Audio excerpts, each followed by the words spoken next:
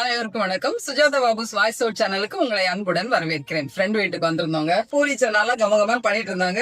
2 பூரி ஆச்சுங்க. அப்புறம் பார்த்தா கேஸ் டக்குன்னு நின்றுடுச்சு. சரி சிலிண்டர் மாத்தி கொடுக்கலாம் அப்படின்னு சொல்லிட்டு நானும் என்னோட கணவர் வந்து சிலிண்டர் மாத்தலாம் சொல்லிட்டு இதை வந்து மாத்தணுங்க. மாத்தும் போது பார்த்தா புது சிலிண்டர்ல இருந்து கேஸ் பயங்கர சவுண்டு, இந்த ஸ்மெல்லோட சவுண்டோட வந்து ஆரம்பிச்சோன்னா ரொம்ப டென்ஷன் ஆயிட்டாங்க விஜி மேடம். அதுக்கு ரொம்ப சிம்பிளானது, யாருமே டென்ஷன் ஆக வேண்டாம், நம்மளே அதை வந்து சரி பண்ணிடலாம். இது எப்படி மாத்துறதுன்னு நான் சொல்லி தரவாங்க. இப்போ எல்லா சிலிண்டர்லுமே ரெகுலேட்டர் வந்து இங்கே தான் ஃபிக்ஸ் பண்ணுவோம். ரெகுலேட்டர் ஃபிக்ஸ் பண்ண பிறகு அங்கேருந்து ஓப்பன் பண்ண பிறகு பயங்கர சவுண்டோட கேஸ் வந்து லீக் ஆச்சு. ஸோ அதனால் என்ன பண்ணோம் அப்படின்னா அந்த சிலிண்டர் எடுத்துருங்க, பயப்படாதீங்க. ஸோ பழைய சிலிண்டரும் இருக்கும், புது சிலிண்டரும் இருக்கும் இல்லையா.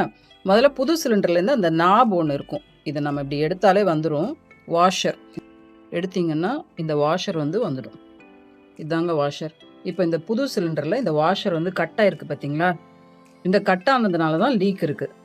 ஸோ இந்த புது சிலிண்டர்லேருந்து இந்த வாஷரை எடுத்துட்டு பழைய சிலிண்டர் இருக்கிற இதே மாதிரி வாஷர் எடுத்து நம்ம ஃபிக்ஸ் பண்ணிட்டோன்னு வைங்க, அவ்வளோதான், வேலை முடிஞ்சது. அந்த சவுண்டும் வராது. புது சிலிண்டரில் வாஷர் போட்டு இப்போ அது ஒர்க் ஆகிட்டு இருக்கு, அதனால வந்து அதை காட்ட முடியல. இப்போ இந்த பழைய சிலிண்டர்லேருந்து இந்த வாஷரை எடுத்துருங்க.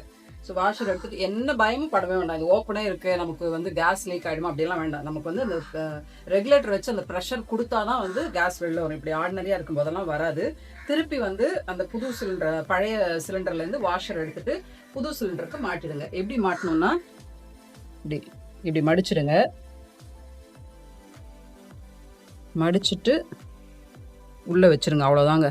வச்சுட்டு ஒரு பென்சிலோ இல்லை ஏதோ வச்சு உள்ளே பண்ணிட்டீங்கன்னா போயிடும், அவ்வளோதான். அவ்வளோதான், ரொம்ப சிம்பிளான வேலை தான். இதுக்காக நம்ம டென்ஷன் ஆக வேண்டாம், யாரையும் போய் தேடவும் வேண்டாம், அவ்வளோதாங்க. இப்படி மாட்டிட்டோம் அப்படின்னா புது சிலிண்டரில் நம்ம ரெகுலேட்டர் போட்டாச்சு அப்படின்னா அந்த கேஸ் லீக் இருக்கவே இருக்காது. ரொம்பவே யூஸ்ஃபுல்லான டிப்பு.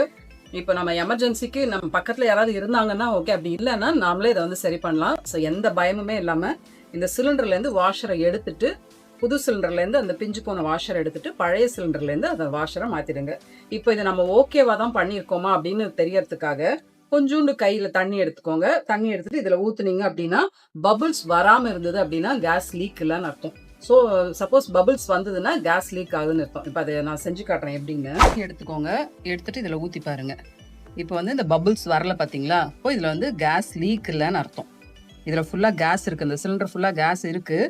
ஸோ பபுள் வராமல் இருந்தது அப்படின்னா இது லீக் இல்லைன்னு அர்த்தம். சப்போஸ் பபுள் வந்ததுன்னா கேஸ் லீக்குன்னு அர்த்தம். அதனால் திருப்பி இதெல்லாம் எடுத்துட்டு தண்ணி கொஞ்சம் இருந்தாலும் பிரச்சனை இல்லை.